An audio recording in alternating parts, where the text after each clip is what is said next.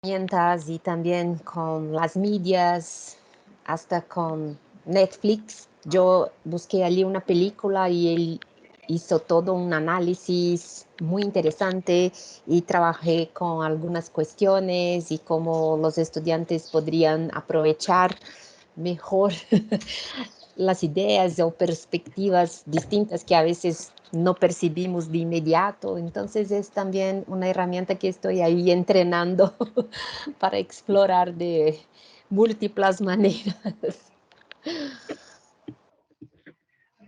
Eso está interesante. Por ejemplo, no, yo no he visto Copilot todavía integrado en ningún lado. Solamente Y, utilizo la aplicación de Bing ujú, y funciona súper bien y a veces en el browser, ¿no? Pero interesante ver cómo está funcionando integrado, por ejemplo, al Office o a la sí, programación. exacto. Sí, Pero tú puedes sí, de hecho. añadir la media que quieras con el Copilot y está muy interesante. Igual en las opciones de el asistente para programar de ChatGPT, también ha salido en esta motor de creación que ha inaugurado, digamos, OpenAI, un asistente que todavía no lo vemos. Yo he tratado de usar el Playground, pero es muy básico, ¿no? Y supongo que los que ya estén trabajando en la API podrán verlo pronto, ¿no? Y justo ahí también Carlos Lex comenta que Amazon ha sacado el suyo también. Sí, la verdad que esta semana han habido varias novedades, varios avances. Es increíble cómo todo sigue. Ya no hay manera de detenerlo, ¿no? Sigue avanzando. Como decían aquí Ana Valeria, Juan, hay que seguir probando, ¿no? Yo tampoco he probado Copilot, pero he escuchado buenos comentarios de varias cosas que se pueden lograr y hacer. Así que vamos a probarlo. Bien. Sí, sí, Juan. Dale, dale. No, quería saber si, mientras tanto, les voy mostrando la interfaz de ChatGPT 4 integrado para que lo vean los que todavía no lo han visto. Ya, dale un ratito y de ahí le damos pase a Roberto, porque, bueno, ahora les cuento la historia de Roberto. Nos propuso un debate y lo estuvimos conversando también con Ana Valeria y está interesante, está interesante. Era un tema que queríamos tocar y que también ustedes puedan participar. Pero ahí Juan nos va a mostrar antes esta actualización de ChatGPT que yo también escuché en el 4. A ver, Aquí está, mira, el 4 dice, como mostraron ayer, que tiene DALI, browsing y análisis integrados, ¿no? Entonces, tú le puedes mostrar en una sola interfase, digamos, todo lo que tú antes hacías diferenciando. Acá yo le puedo jalar una fotografía, por ejemplo. Vamos a ver. Mm,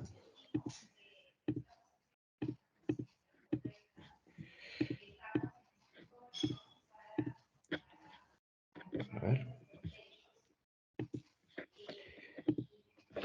una foto.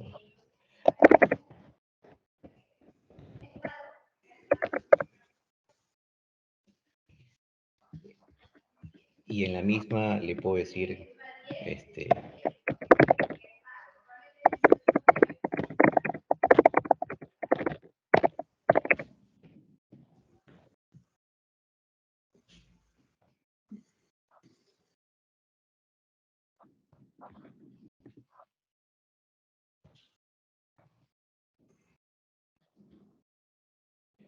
no puedo determinar la edad exacta, pero parece ser adultos mayores de 60, bueno. O sea, está leyendo, eso es algo, ¿no? Pero cuando le pongo, por ejemplo, esto, ahí entra DALI y debería estar generando la imagen.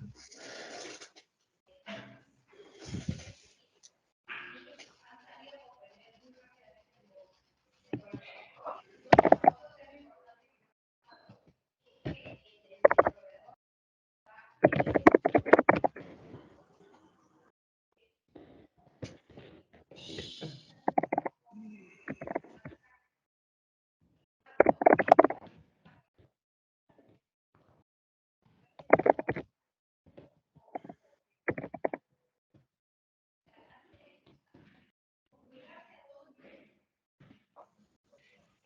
a pedir que me genere un formulario para que haga código.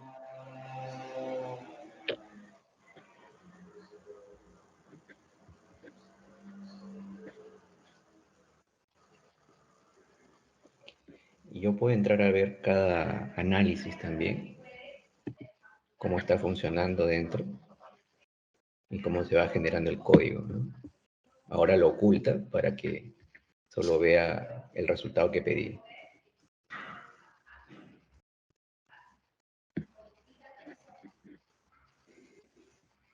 Y ahí está el código para que yo lo pueda descargar y montar, ¿no? Y luego está esto que le llaman los GPTs, que es la parte de explorador, donde tú puedes utilizar los robots que han creado otros y puedes probar entre ellos DALL-E específicamente, lo tratan como si fuera un motor, o el Data Analysis, que es el que analiza y hace código o lee PDFs y todo lo demás, o volver al GPT normal en el que estábamos trabajando, ¿no? Lo único nuevo es que tenemos esta interfase integrada acá, y conforme se vayan agregando más GPTs, vamos a encontrar una lista con varias opciones. Yo, por ejemplo, ayer le pedí que analice una foto sobre el tema de alianza. ¿No? Ok. Le dije que me hiciera un análisis de los riesgos del apagón en el estadio de fútbol, y también me lee bastante bien, pero no necesariamente responde siempre en español, como empecé la consulta, ¿no? Mezcla inglés, español, etc. Así que ahí está, vamos a ver cómo mejora. Lo dejo hasta acá para que vean la presentación de Roberto. Gracias, Juan, muchas gracias. Sí, de hecho hay que probarlo. Justo ayer estuvimos utilizando desde el equipo también un plugin en GPT-4, y sí, a veces tiene sus errores, como uno le escribe en español y te contesta en inglés, o a veces se traba también y hay que cerrarlo, pero bueno, es parte de, creo, ¿no? Para irlo probando. Gracias por mostrarnos las últimas actualizaciones, probémoslo. Y a ver qué de nuevo nos trae, qué otras cosas nuevas podemos hacer. Sí, Carlos. Hola, ¿qué tal? Buenos días. Adelante. Buenos días con todos. Lo ¿Qué que pasa es tal? que Buen día. está interesante lo que estaba compartiendo el profesor Tello. Y yo me acabo de percatar un tema también con la interfase del GPT, y es que tienes un menú del historial, ¿no? De conversaciones a la izquierda. Pero resulta que cada conversación, si la inicias en el 3.5, se queda en el 3.5, no puedes pasarla a 4. Yo no sabía eso. Entonces yo ahorita he visto que tengo conversaciones en 3.5 que podrían resolverse de otra manera, pero ya tendría que reiniciar la cadena, ya mucha vaina. Bueno, no, quería comprender eso ahorita, nada más. Gracias. Sí, eso tiene lógica porque así puedes continuar la conversación que iniciaste, ¿no? Y más bien puedes copiar el chat inicial a GPT-4 y empezar una nueva conversación ahí, ¿no? Cada conversación tiene una raíz y tú puedes escoger qué parámetros vas a utilizar. Pero así es, inicias en una y se queda en esa, ¿no? Debería integrarse quizás, ¿no? En algún momento, para poder pasar de una versión a otra. Podría ser. Lo que pasa es que le estás preguntando a dos robots distintos, ¿no? Claro, por ese lado se entiende que por eso lo mantienen separado. Bien, bueno, ahora sí, gracias Juan por darnos esas actualizaciones necesarias para aprenderlas. Ahí en el chat igual estuvieron comentándolas, pero verlas a veces hace que uno se dé cuenta y se acuerde más para luego ponerlo en práctica. Bien, hoy día queremos compartir con ustedes un tema que nos propuso Roberto. Ya está aquí con nosotros Roberto, nuestro compañero desde España. Y tocó el tema sobre el nuevo surgimiento de perfiles a raíz de la inteligencia artificial, y que es un tema que ha sonado muchísimo desde que empezó. Bueno, el tema de la inteligencia artificial tiene ya bastantes años, Pero desde este año que empezó el ChatGPT se han hablado mucho de nuevos roles, qué nuevas profesiones van a salir, o no, también han leído algunas que se van a eliminar, ¿no? Tal vez profesiones ya no van a volver a existir. Entonces, nunca hemos conversado sobre ese tema y me parece importante hablarlo y discutir. Este es un grupo multidisciplinario, creo que acá hay diferentes carreras, disciplinas, y sin embargo, a pesar de ser tan diferentes, siempre podemos tener un punto en común y eso justamente es parte de debatir, ¿no? Así que le invitamos a Roberto, a Ana Valeria también, que ya también nos ha brindado webinars acerca de qué competencias vamos a necesitar ahora en la era de la inteligencia artificial. Y así que los invitamos para que nos comenten acerca de este tema. Roberto primero nos ha traído también una presentación y nos va a comentar desde su punto de vista cuál es este surgimiento, cuál es el posible surgimiento de estos nuevos perfiles con la inteligencia artificial. Así que gracias Roberto por acompañarnos hoy.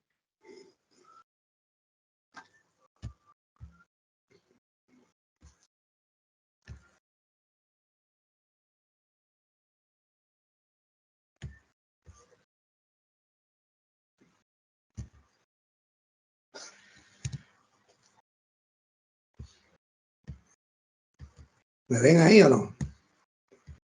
A ver, todavía no lo vemos.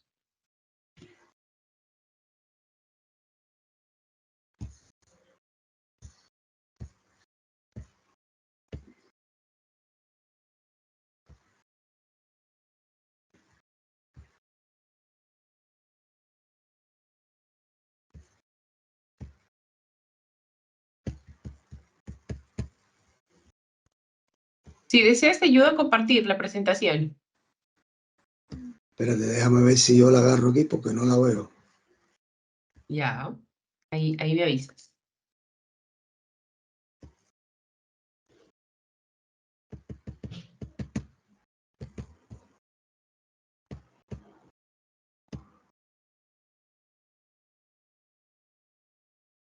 Pero sí te sale la flechita para compartir, ¿no? La que está arriba en la parte superior. Sí, veo varias pantallas, pero no... La que tengo que ver no la veo. Espérate, déjame ver. Ya, ahora está cargando. Sí, ahora vemos tu pantalla. Ya, listo. Ahora sí, ¿no? Sí, ahora sí lo vemos. Bueno, disculpen que no ni siquiera he dicho buenas tardes hoy. Aquí estoy. Miren, en realidad lo más importante que puedo decir aquí en esta presentación, lo definitivamente importante es que esta presentación no está nominada afirmativamente, sino que es una interrogación. ¿Surgirán nuevos perfiles o competencias profesionales relacionadas con la inteligencia artificial? Esto es lo más importante, que vengo a enunciar dudas y hacer preguntas con el único objetivo de que entre nosotros podamos tener algún debate que nos ayude a acercarnos a estas interrogantes. ¿Me escuchan, verdad? Sí, sí, te escuchamos. Perfecto. Miren, en estos días que yo he venido participando con ustedes en el grupo,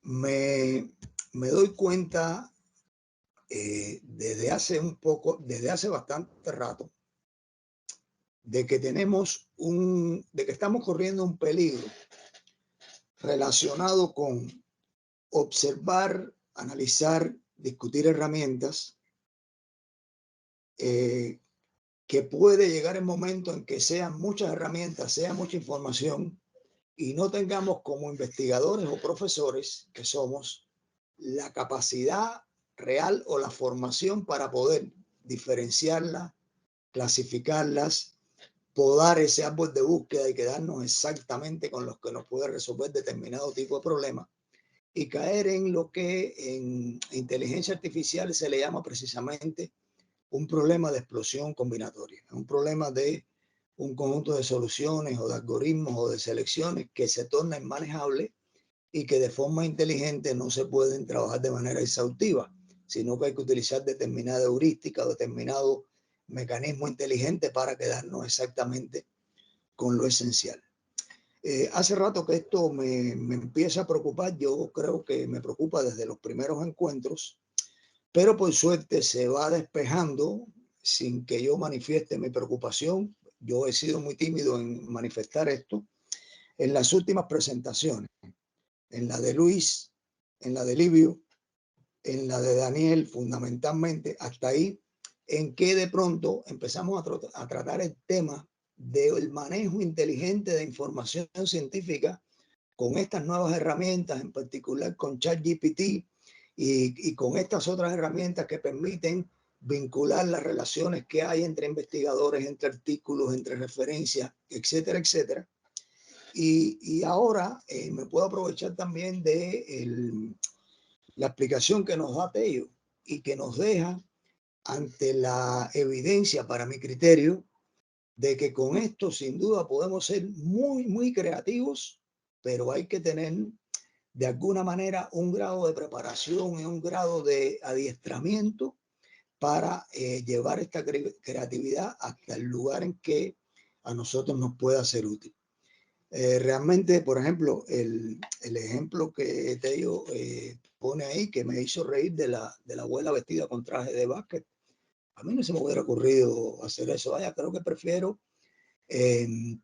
disfrazar a una anciana y tirarle una fotografía, porque esa creatividad evidentemente no la tenemos todos los profesionales y requerimos de un nivel de abstracción que es mucho más alto que herramientas tradicionales que usa el hombre, como puede ser un martillo, un serrucho, cualquier cosa de esa, que casi genéticamente y por intuición uno puede tener una idea de qué uso tienen. Estas herramientas empiezan a tener una complejidad que nos lleva a hacernos determinadas preguntas. En el ámbito de la informática, por ejemplo, y pongo este ejemplo porque conozco bien ese ámbito y porque es un ámbito que ha sufrido muchos impactos y muchos cambios de paradigmas y de herramientas, que ha traído como consecuencia que en diferentes momentos nos hayamos tenido que preguntar, incluso en algún momento, si esta ciencia o esta tecnología o esta cosa que llamamos informática y que cambia a diario, iba a seguir siendo necesario como perfil profesional. Esto ocurre sobre todo cuando empiezan las primeras máquinas computadoras personales y empiezan los primeros sistemas tabuladores, editores de texto, etcétera, que alejan o acercan la computadora al usuario final. Y muchos usuarios finales dicen, si hay una herramienta que haciendo doble clic, la aparición del mouse, por cierto, fue mucho después que de las primeras PC. Cuando aparece el mouse hay un hito significativo en esto. Y ahí es donde empiezo yo a utilizar el término de informática de doble clic. Cuando uno empieza, cuando algunos usuarios finales empiezan a utilizar informática de doble clic, se hacen la pregunta siguiente: si existen máquinas personales, si existen herramientas, si existen posibilidades de hacer muchas cosas con doble clic, cabe preguntarse, ¿habrá que mantener la informática como carrera, como perfil profesional, etcétera? Y la misma informática se ha podido acomodar a los cambios, entre otras cosas, porque ha sabido utilizar enfoques de disciplina o de ciencias tradicionales tan antiguas como el propio hombre, como pueden ser la ingeniería civil o la propia arquitectura o el diseño, que ha traído como consecuencia que esas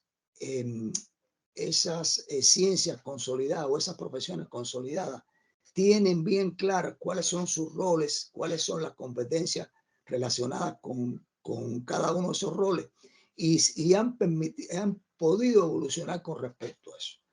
Esto ha sido una de las visiones que desde mi punto de vista ha salvado de alguna manera a la informática, además de la capacidad que ha tenido de manejarse en niveles de abstracción altos y de alta esencialidad. Hay un proyecto Turing que organizó la Universidad del Deusto de España y que trajo a convocatoria a muchas universidades para analizar cómo eran los perfiles de formación universitaria en Latinoamérica. Y llegamos a una conclusión interesante en casi todas las carreras, pero en particular en el área de la informática.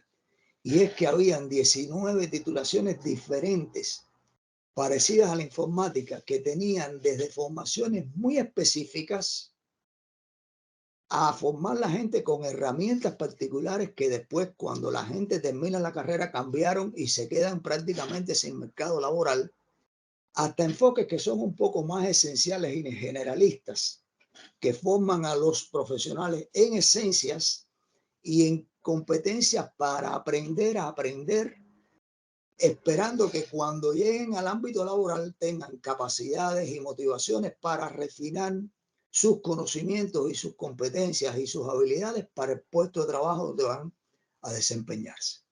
Este proyecto Tuning termina siendo, después de muchas discusiones, un metaperfil de cada área de conocimiento que se ha estudiado en 3 dimensiones que son bastante genéricas y bastante interesantes, que tienen que ver con el ejercicio de la profesión y con 2 aspectos que tienen mucha importancia en el mundo actual, que es la responsabilidad social, porque un profesional que esté hundido únicamente en lo que hace como profesional y no se dé cuenta que su trabajo, sus resultados, sus criterios impactan directamente en el ambiente social donde se mueve, es un profesional que realmente aporta poco a la sociedad y que está perdido en términos del desarrollo del lugar donde se encuentra.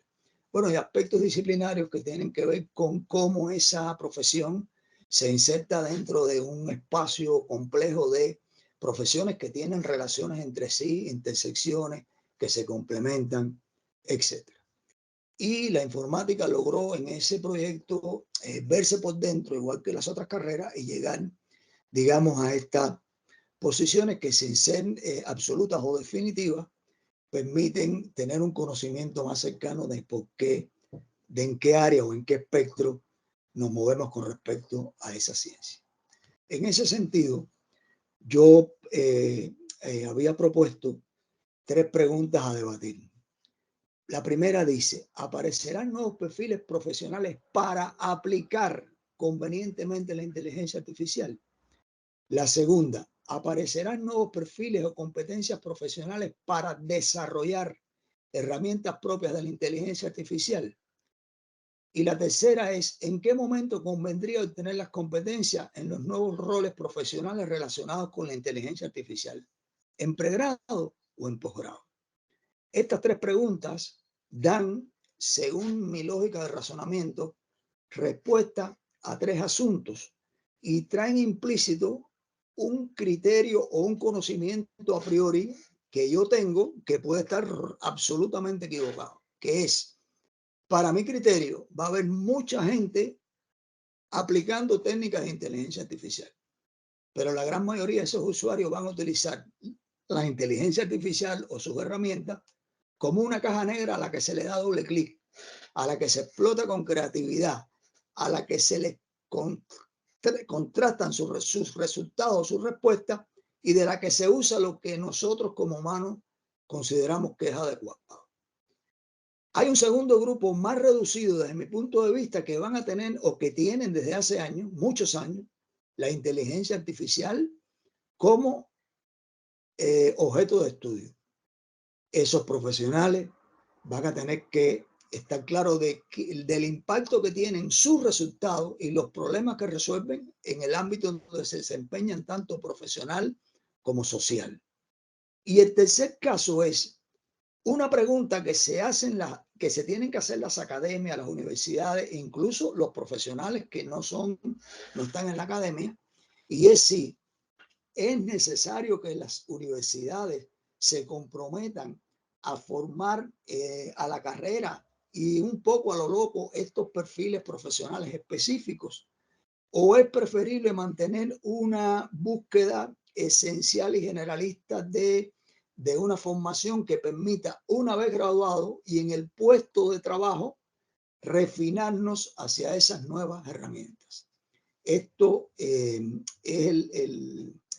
digamos, la médula sobre las que la arquitectura sobre la que se estructurarían estas tres preguntas, y un poco para coquear un poco algo al auditorio, es decir, a nosotros mismos, decidí hacerle estas preguntas a ChatGPT. A mí me pasa igual que a los cantantes, que le tienen que poner la letra delante para leer la letra de la canción. A mí me parece ridículo, pero me doy cuenta que es cierto que muchos de ellos ni se saben la letra de la canción. A mí me hubiera costado trabajo saber qué versión de ChatGPT estaba utilizando, pero les aseguro que es la 3.5. Con la primera pregunta, ChatGPT dice que sí, que con la creciente adopción de la inteligencia artificial es muy probable que surjan nuevos perfiles profesionales relacionados con la IA. Hace una pequeña descripción de que la IA es muy amplia, que tiene muchas tecnologías y aplicaciones, y dice que se verá mucho más prominente científico de datos, machine learning, ingeniero de desarrollo de software de IA, ingeniero en visión por computadora, ingeniero en procesamiento natural, el eticista de la IA, arquitecto, líder, abogado de tecnología y derecho de IA, buscador en IA, gerente de proyecto de IA, especialista en ética y robótica, de la robótica, y me da esos perfiles. Yo voy a decir después el criterio que tengo sobre eso, pero es únicamente una hipótesis de lo que pienso. No tengo mucho más elementos que lo que ChatGPT me ha dicho, porque creo que lo importante acá es que tengamos cierto tiempo de debate. En segundo lugar, ¿quiénes van a trabajar para desarrollar herramientas propias? Dice que sí, que esto es probable que surjan, y propone ingeniero en desarrollo de modelos de inteligencia artificial, ingeniero de desarrollo de software de IA personalizada, científico de datos especializado en la industria, especialista en procesamiento de lenguaje natural personalizado, especialista en visión por computadora personalizada, arquitecto, especialista en ética, líder de proyecto de desarrollo, especialista en integración, abogado especializado en tecnología y derecho de la IA personalizado. Y en este caso, en particular, yo le pregunto, ¿y por qué no está el ingeniero de conocimiento, que es una figura de hace 40 años? Me dice, no, es que el ingeniero de conocimiento se subsume como un subconjunto de estos roles. Me parece bastante convincente, pero de todas formas me da una impresión de que esto todavía no está bien pensado, bien formado, bien discutido, que voy a comentar después. Tiene que ver sobre todo con algo que tuve que estudiar hace un tiempo, y que es un planteamiento del filósofo Ortega y Gasset, un filósofo muy polémico, como casi todos los filósofos, donde en un texto del año 1929, hace casi 100 años, que se llama La rebelión de las masas, y criticando una visión muy hacia disciplinas extraordinariamente estrechas y profundas, en que se había venido moviendo el ámbito científico del mundo, y que hoy todavía es así en muchos casos. Decía que antes los hombres podían dividirse sencillamente en sabios e ignorantes, en más o menos sabios y más o menos ignorantes, pero el especialista no puede ser subsumido bajo ninguna de estas dos categorías. No es sabio porque ignora formalmente cuanto no entra en su especialidad, pero tampoco es un ignorante porque es un hombre de ciencia y conoce muy bien su porcióncula de universo. Habremos de decir que es un sabio ignorante, cosa sobremanera grave, pues significa que es un señor el cual se comportará en todas las cuestiones que ignora, no como un ignorante, sino con toda la petulancia de quien su cuestión especial es un sabio. Y en efecto, este es el comportamiento del especialista. Por cierto, es un comportamiento bastante distinto a lo que hace unos días mencionaba como un atributo del experto. Tiene que ser capaz de degradarse suavemente en la frontera de su conocimiento. Según Ortega y Gasset, esto no ocurre en muchas profesiones. señala a los biólogos, los médicos, y esto lo vemos todos los días.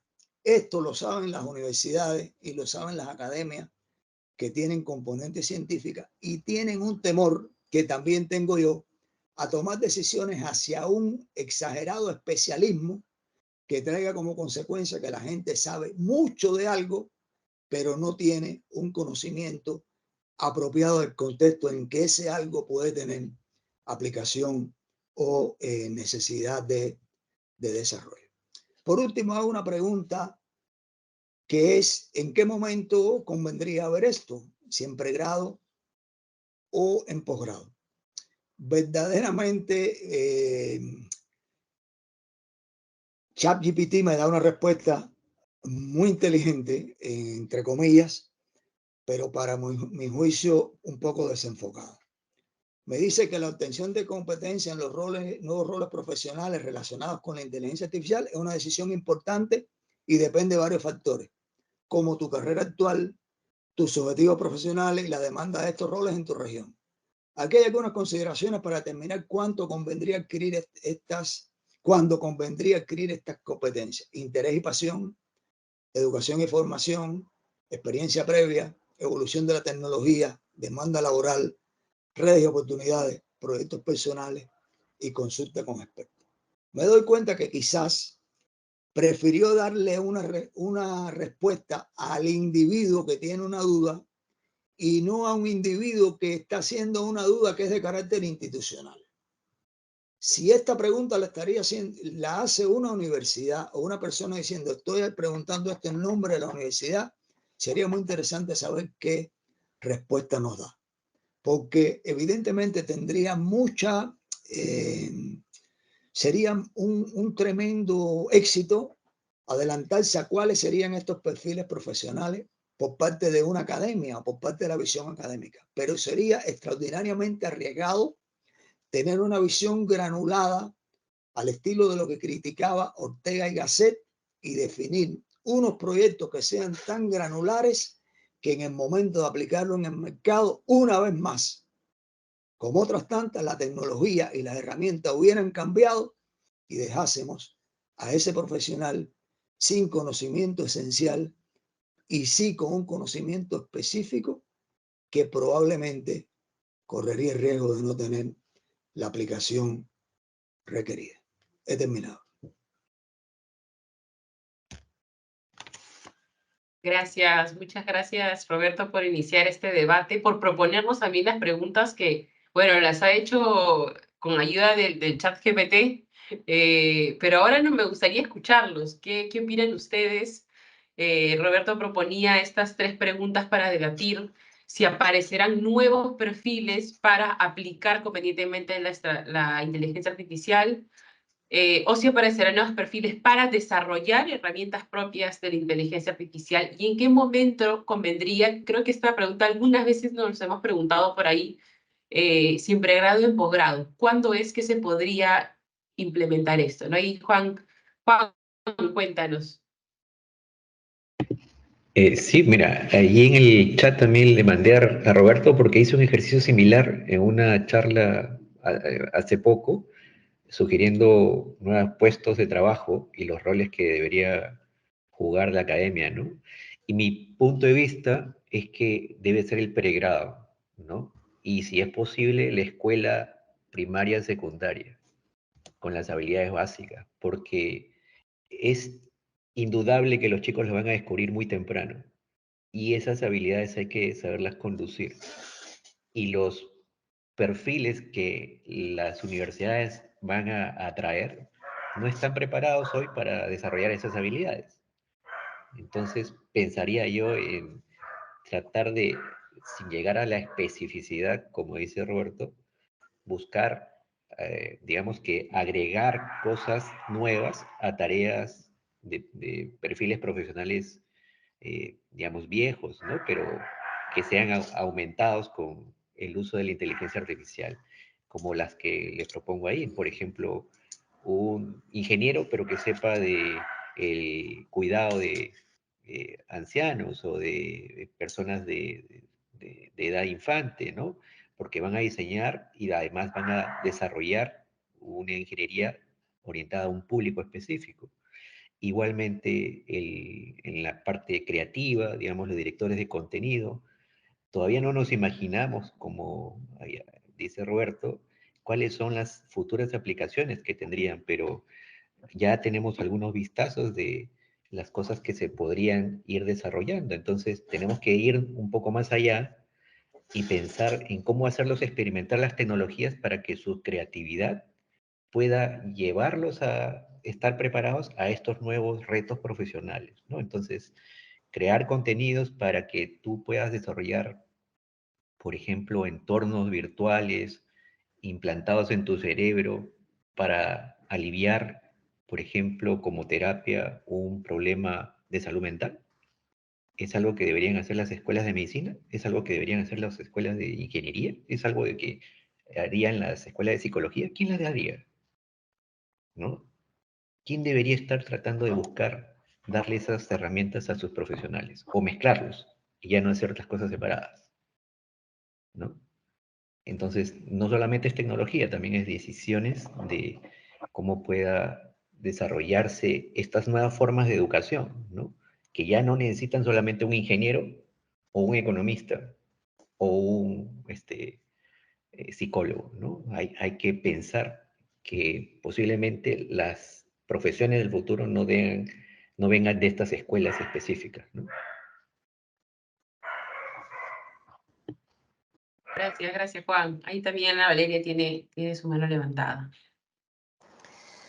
Sí, para completar, Telo, porque por ejemplo, cuando pensamos en las nuevas carreras, en las competencias que tienen que ver con el avance de las nuevas tecnologías y que estarán cada vez más desarrolladas, tenemos que mirar, las universidades tendrán que proponer un diálogo muy abierto con los gobiernos, con los órganos profesionales, con los empleadores, porque, por ejemplo, nuestras disciplinas dentro de la universidad tendrán también nuevos perfiles y el profesor tendrá también un nuevo perfil.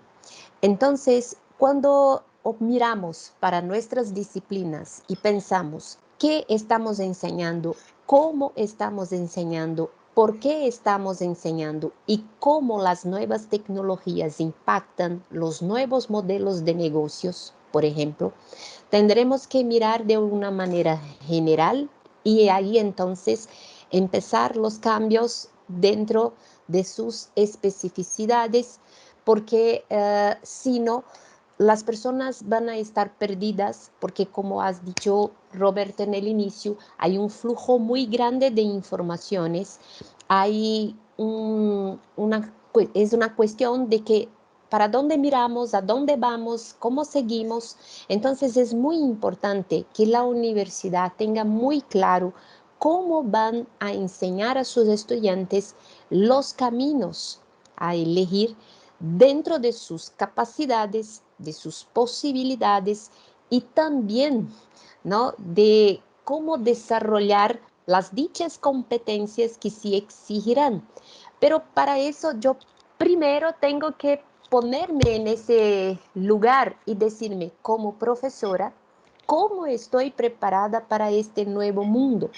Como docente, ¿cómo estoy entendiendo esta invasión de tanta tecnología en nuestros espacios y tanta tecnología que trabaja también con nuestros aspectos mentales e intelectuales, que cómo vamos a entender lo que está bien y lo que no está bien?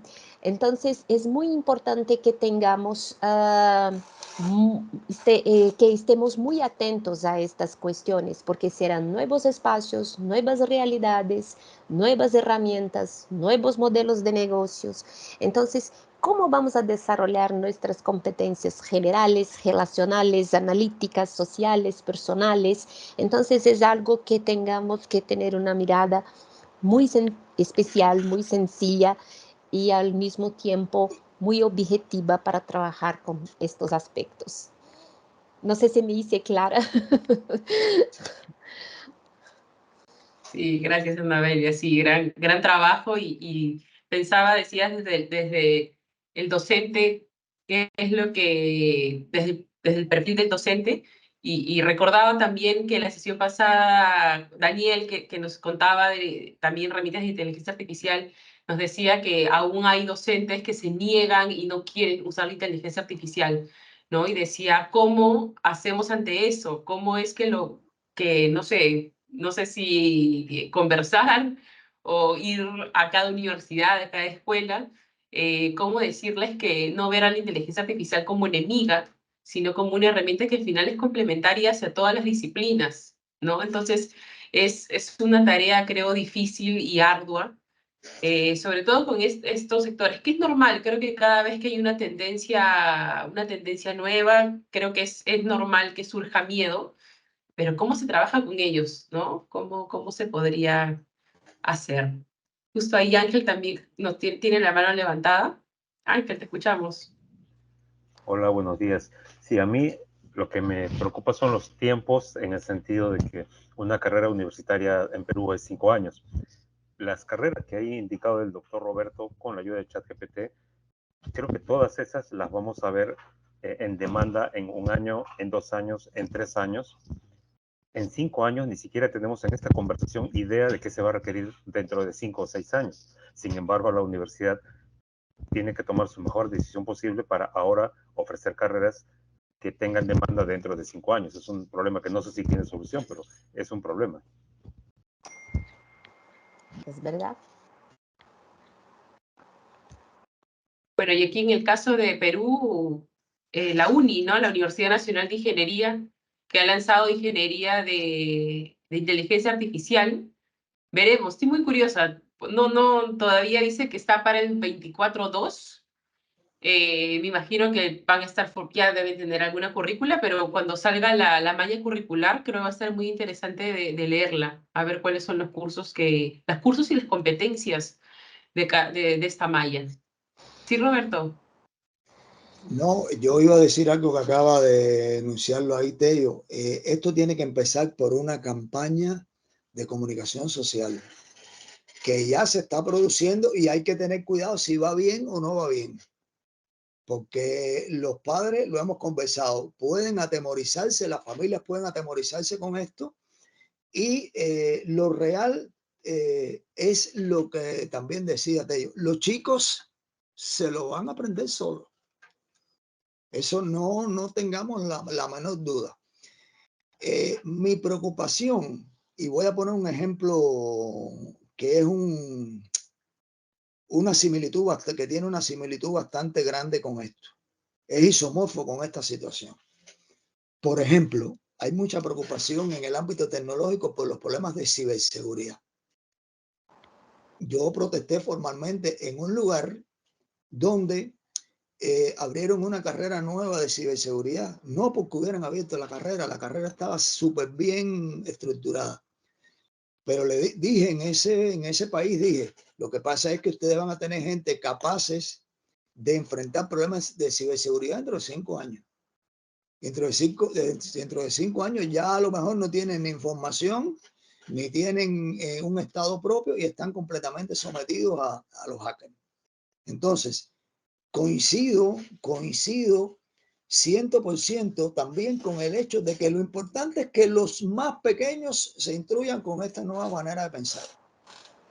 Pero considero que en paralelo hay que formar una masa, preferiblemente de gente adelantado y de recién graduados que tengan relación con la formación para que ellos estén claros de que esto implica un cambio de mentalidad y que ese cambio de mentalidad se está aplicando ya, aunque no lo deseemos, que no lo podemos prohibir y que es extraordinariamente ventajoso.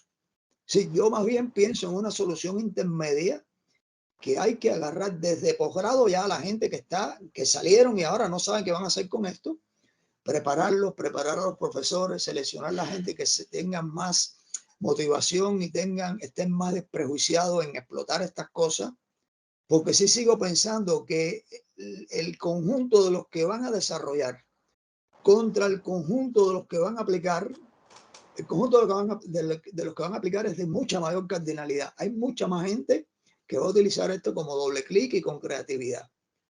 A eso hay que priorizarlo y hay que verlo, pienso yo, que en paralelo. Es decir, hay que formar gente que sea capaz de formar a los jóvenes, pero sí parte, sin duda, de que la sociedad entienda que esto es un cambio, supera a la introducción de la Internet, que no le vimos la ventaja en su momento, ni le vimos el alcance en su momento.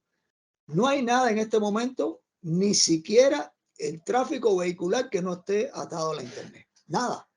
Ahora, mire, todo va a estar atado a la inteligencia artificial, la Internet y otra cosa más arriba, y otra, y otra, y otra, y otra. Entonces, yo sí creo que hay que tomar decisiones inmediatas de hacerlo desde lo muy general, que abarque a la mayor cantidad de escuchas posible, tratando de que la nueva generación se salve, sin duda.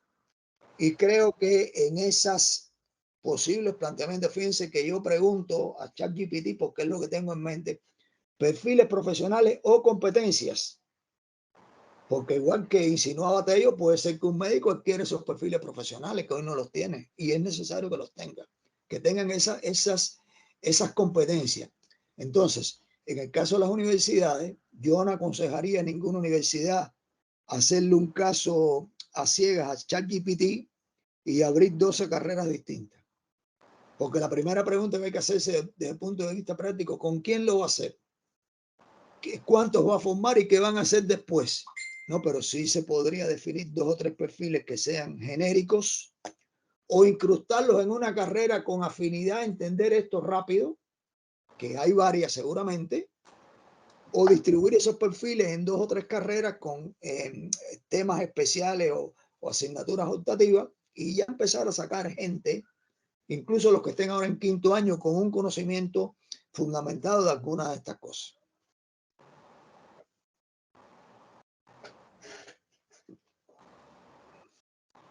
Totalmente. Ay, esto cuando fui predicador de internet antes del 2000 y es economista.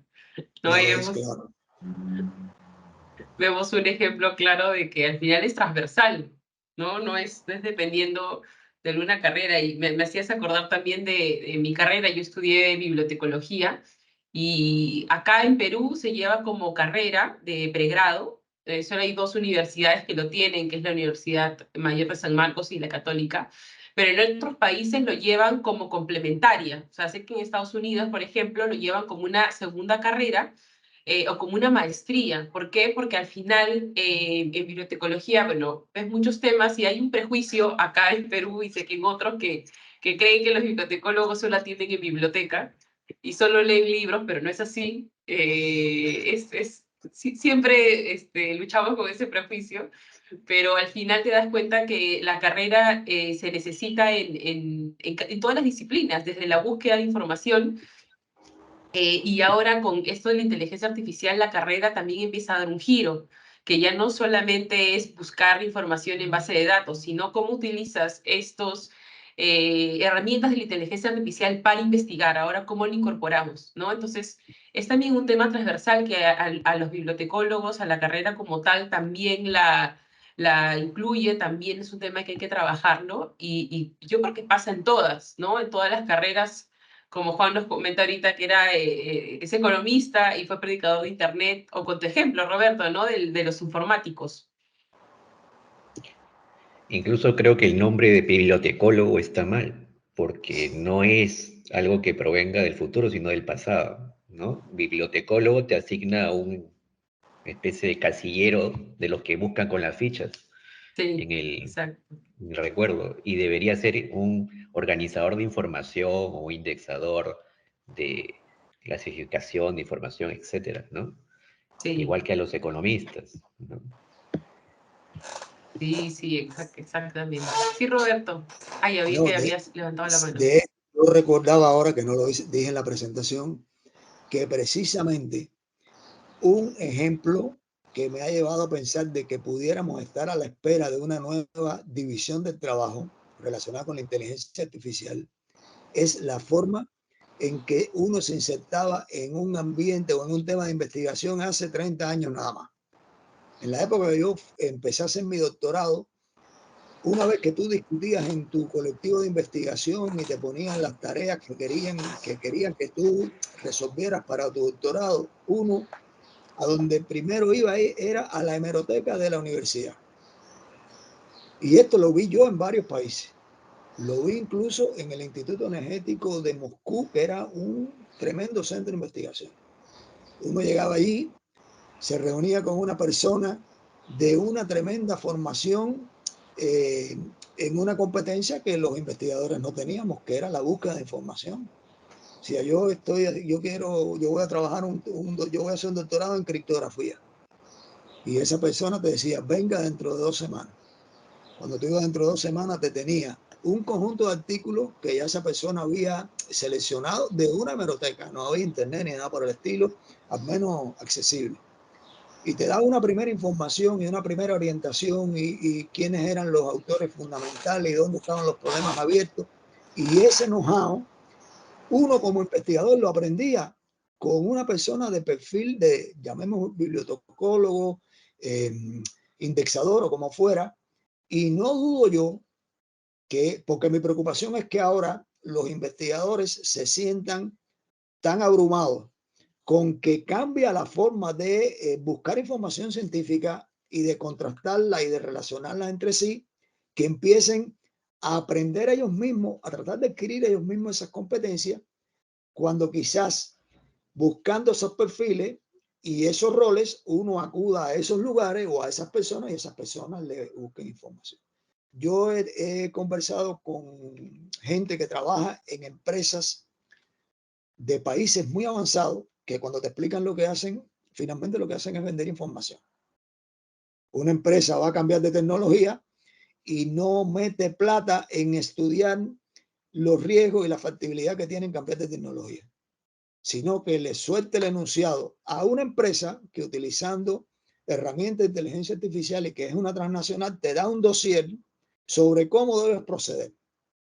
Y en algunos casos el dossier te dice que ni te metas a dejar de fabricar computadoras para fabricar bicicletas, que vas a perder dinero. Pero en otros casos te dice el cambio tecnológico que estás proponiendo sí te va a dar plata. Entonces, eso parece ser que ya existe en grandes enclaves y monopolios que saben que la información es poder y que saben que esas herramientas son muy poderosas.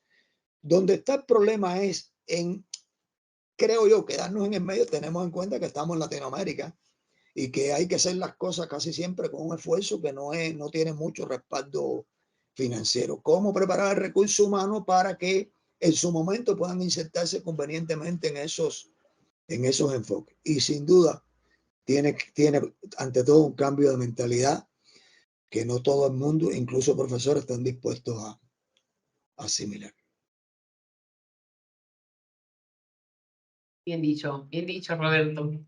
Y bueno, nos ganó el tiempo, pero muchas gracias, Roberto, por este debate que nos propusiste. Gracias a Ana Valeria, perdón, a Juan, a Ángel, por sumarse también al debate, a todos por escucharnos. Creo que desde nuestra posición y desde estos grupos es necesario empezar con este tipo de debates, conversarlo. Y esto llevarlo también extenderlo hacia nuestros colegas y desde los lugares donde trabajemos, ¿no? Así que queríamos este espacio también, además de que mostramos herramientas y actualizaciones, conversar acerca de estos temas. Creo que a todos nos amplía la visión de lo que estamos haciendo y hacia dónde podemos ir, ¿no? Intercambiando opiniones.